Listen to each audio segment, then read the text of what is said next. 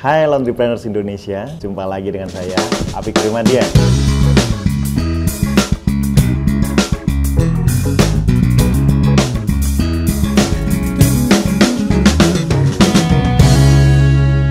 Kali ini saya akan menjawab pertanyaan dari teman-teman di Instagramnya Apik Krimadia. Kemarin ada pertanyaan dari MHD Abizara Aulia menanyakan tentang fase memulai bisnis laundry. Sebenarnya pertanyaan ini udah banyak banget baik di YouTube-nya kita, di video yang lainnya, maupun di Instagram maupun di Facebook saya. Saya akan coba menjelaskan tentang fase memulai bisnis laundry, apa yang harus disiapkan, apa yang harus diperhatikan. Nanti ada beberapa poin yang memang mudah-mudahan bisa menjadi insight teman-teman dalam memulai bisnis laundry. Yang pasti untuk awal mula untuk berbisnis ini adalah kita harus tentukan tujuan dan goal kita. Jangan sampai kita mau berbisnis laundry tapi kita ikut-ikutan. Oh, saya pengen bisnis laundry karena kayaknya bagus banget nih, konsepnya menarik nih, rame banget nih, dan sebagainya. Kalau tidak ada tujuan yang jelas, tidak tahu konsepnya seperti apa, takutnya modal yang teman-teman keluarkan, baik itu dana, baik itu tenaga, baik itu pikiran,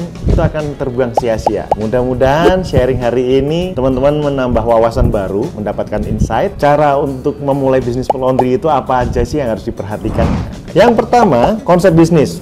Kenapa sih saya selalu menekankan konsep bisnis, dan konsep bisnis? Karena sekarang konsep bisnis laundry macam-macam. Yang pertama mungkin jenis laundrynya, laundry kiloan, laundry cuci lipat, laundry satuan premium, laundry sepatu, laundry hotel, yang linen dan sebagainya. Itu harus tentukan dulu konsepnya mau seperti apa. Laundry kiloan pun sekarang sudah berubah eranya. Yang dulunya pakai setrika, sekarang konsep cuci lipat sudah mulai jalan. Jadi laundry cuci lipat simple banget, mencuci cuma 30 menit, ngeringin cuma 45 menit untuk 5 kg baju. Nah, ini kan bisnis model yang baru yang memang bisa diterapkan untuk teman-teman. Pentingnya konsep bisnis yang harus dijelaskan adalah biar kita paham untuk bisnis ke depan kita mau menjadi laundrypreneur, pengusaha laundry, pebisnis laundry, atau kita menjadi pekerja aktif terus-terusan.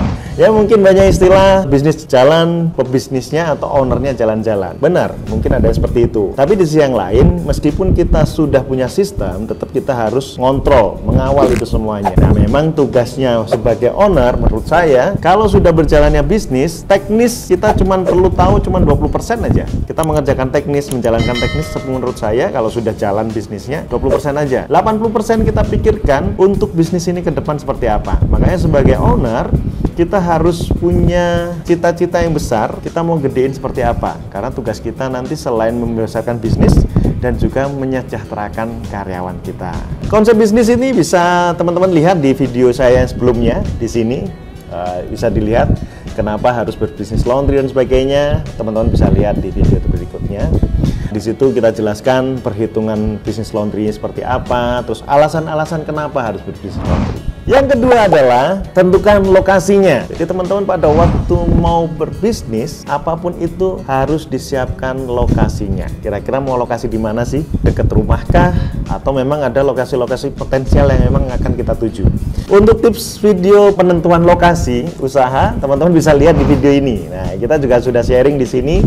Itu ada tips-tipsnya lengkap banget, termasuk nanti konsep untuk penentuan target market. Nah, lokasi meskipun sekarang adalah digital ya, segala hal sudah digital, sudah online, tetap lokasi offline itu penting. Itu juga saya bahas di video. Kenapa lokasi penting? Karena laundry satuan atau laundry sepatu misalnya, itu kan rata-rata mahal. Itu kan perlu ketemu dengan kasirnya, ketemu dengan front office-nya untuk menjelaskan kalau pengerjaan laundry sepatu itu seperti ini. Oh, ada noda seperti ini, bisa dihilangkan atau tidak dan sebagainya. Jadi laundry satuan, laundry sepatu, atau laundry premium itu tetap membutuhkan yang namanya lokasi offline. Kita juga lihat kenapa menentukan lokasi ini penting, karena ada perbedaan antara masa pandemik maupun sebelum pandemi. Saya bisa kasih contoh teman-teman ya. Saya punya beberapa klien dan saya juga buka beberapa titik di masa pandemi ini di tahun 2020. Saya kasih clue, saya kasih bocoran. Satu tempat yang sekarang tidak begitu seksi, contohnya apartemen. Yang saya buka itu ada 2 titik kalau nggak salah klien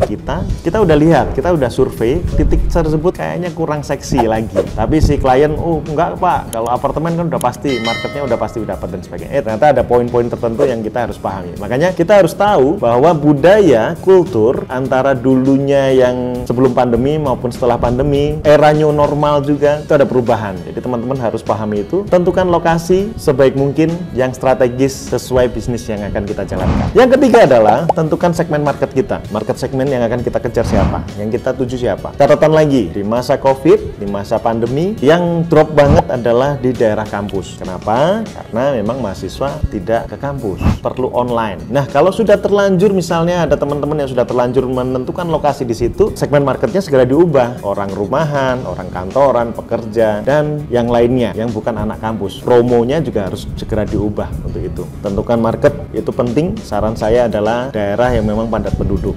Meskipun dia WFH, work from home, mereka tetap butuh laundry. Tentukan segmen market yang tepat, itu poin penting berikutnya. Nanti teman-teman juga harus menentukan harga jualnya berapa. Kalau marketnya misalnya, kalau saya biasanya surveinya adalah market itu sampai detail, misalnya di daerah perumahan tersebut atau kelas tersebut, kira-kira gajinya berapa sih? Penghasilannya berapa sih? Kira-kira ada mobil nggak sih di perumahan tersebut? Nah, itu bisa ditentukan juga teman-teman. Kita juga tentukan juga jasa yang akan kita sampaikan, yang kita akan deliver ke pelanggan itu seperti apa. Yang keempat adalah survei kompetitor. Kita wajib banget nih, kita harus tahu kompetitor kita atau tetangga yang akan menjadi pesaing kita di bisnis kita nantinya itu siapa. Mungkin dari segi harganya, dari servis, jasa layanan yang dia layani misalnya, dari laundry kiloan kah, bisa ekspres apa enggak, harganya berapa, cuciannya numpuk banget enggak, mesinnya ada berapa. Nah itu penting. Jadi survei kompetitor kita perlu tahu. Kenapa? Agar kita juga tahu kekuatan kita sendiri mampu nggak sih menyaingi itu tadi, atau kompetitor yang ada di sepanjang jalan radius kita ini dia melayani apa aja, keunggulannya apa aja. Makanya kita harus punya ciri khas teman-teman. Nanti pada waktu membuka bisnis pun kita harus punya ciri khas, entah itu dari segi brand, entah itu dari segi pelayanan, entah itu dari segi harga. Teman-teman bisa tentukan. Survei kompetitor penting.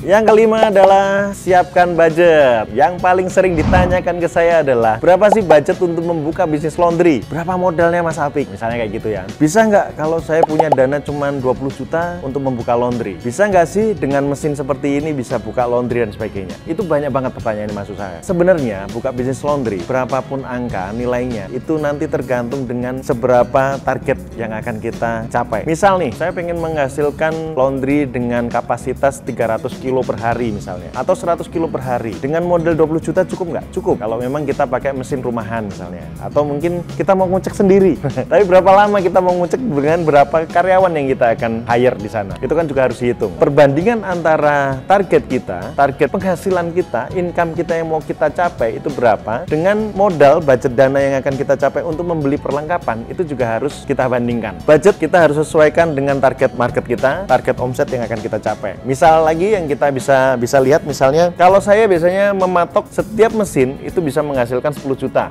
Misalnya per bulan. Jadi kalau ada 3 mesin, berarti 30 juta bisa kita capai dalam sebulan. Misal seperti itu. Itu bisa jadi hitung-hitungan nanti. Kita bisa breakdown. Oh ternyata nggak mungkin itu tercapai karena harga jual kita cuma 6.000 per kilo dan sebagainya. Ya udah, kita coba breakdown lagi. Kita nggak harus menjual kiloan terus teman-teman. Satuan itu penting. Kenapa? Di video saya sebelumnya juga saya sampaikan bahwa itu laundry satuan profitnya itu bisa 70%. 70%.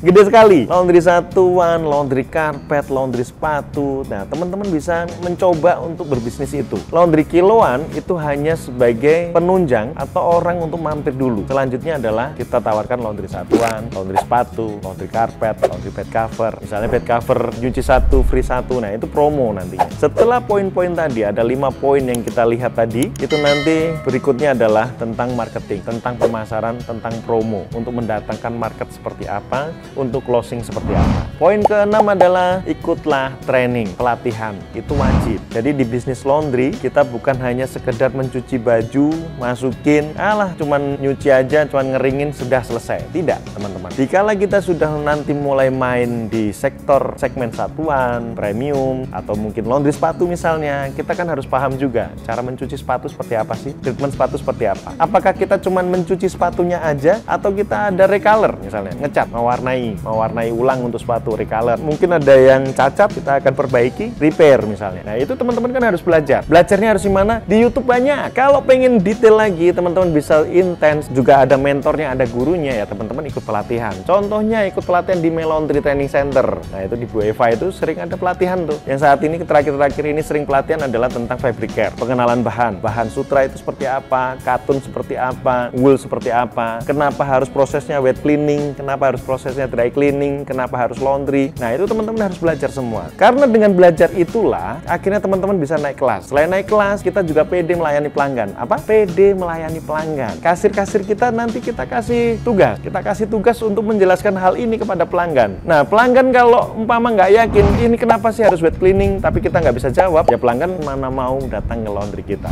Kan nggak juga kan? Makanya kita harus bekali tim kita, mulai dari kasir, tim manajemen dan sebagainya, agar paham yang namanya fabric care, terus untuk mentreatmentnya seperti apa, merawatnya seperti apa. Bisnis laundry ini bukan hanya sekedar mencuci, membersihkan baju, tapi yang paling penting adalah merawat. Jadi merawat baju yang harusnya bisa awet beberapa tahun, itu bisa awet lebih lama lagi.